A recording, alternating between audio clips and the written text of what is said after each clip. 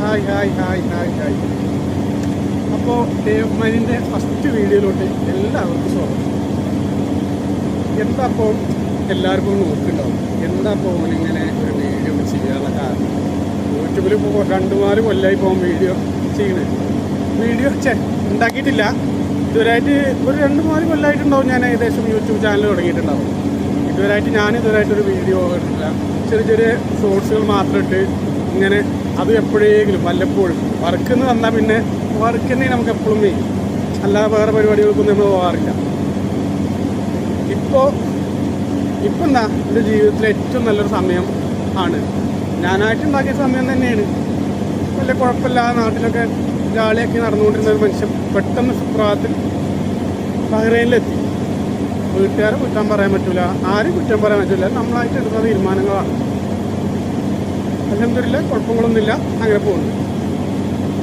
അപ്പം ഞാൻ അങ്ങനെ ആലോചിച്ചപ്പോൾ ഇപ്പോൾ ഏകദേശം വന്നിട്ട് 2 മാസത്തോളം ആവാറായി. 2 മാസമായിട്ടും ജോലി കിട്ടിയില്ലെന്നൊക്കെ അപ്പം ആലോചിക്കും. ജോലി കിട്ടാഞ്ഞിട്ടല്ല, നമുക്കിഷ്ടപ്പെട്ടൊരു ജോലി കിട്ടിയിട്ടില്ല. വെറുതെ കഷ്ടപ്പെട്ട് നമ്മളൊന്നും ഇഷ്ടപ്പെടേണ്ട ആവശ്യമില്ലല്ലോ. എന്നെ സംബന്ധിച്ച് എന്തായാലും ഞാനത് ചെയ്യില്ല. അപ്പോൾ ഞാൻ അതുകൊണ്ട് വേഗമൊന്നും കയറിയിട്ടൊന്നുമില്ല.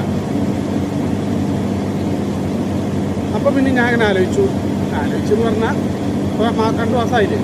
ആലോചനകൾ ഒരു മനുഷ്യനാണല്ലോ, അപ്പോൾ അതിൻ്റെ ബാധ്യതകളും കാര്യങ്ങളൊക്കെ ചെയ്യുമ്പോൾ അപ്പോൾ ആലോചിച്ചു, ഇനിയിപ്പോൾ അങ്ങനെ നിന്നാൽ മതിയോ, എന്തെങ്കിലും ഒരു ഡിസിഷൻ എടുക്കണ്ടേ, ഇല്ലെങ്കിൽ നമുക്ക് നാട്ടിൽ പോയിക്കൂടെ, പോകും എന്നല്ല പറയുന്നത്, പോയിക്കൂടെ എന്ന് ഞാൻ ആലോചിച്ചു.